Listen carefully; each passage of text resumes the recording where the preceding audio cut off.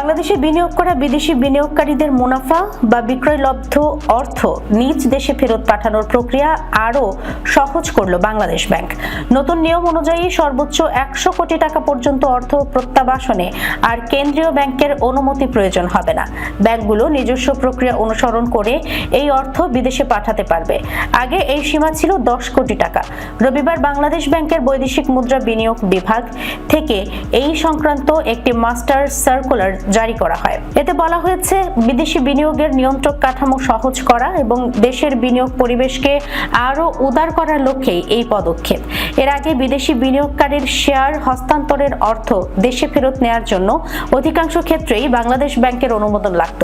2020 সালে ব্যাংকগুলোকে সর্বোচ্চ 10 কোটি টাকা পর্যন্ত অনুমোদনের ক্ষমতা দেওয়া হয়।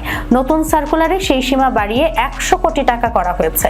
নির্ধারিত মূল্যায়ন পদ্ধতি অনুসরণ করে স্বাধীন মূল্য নির্ধারকের মাধ্যমে নির্ধারিত ন্যায্য মূল্য থাকলে ব্যাংকগুলো এখন সর্বোচ্চ 100 কোটি টাকা পর্যন্ত লেনদেনে নিজস্বভাবে অর্থ প্রত্যাবাসনের অনুমোদন দিতে পারবে।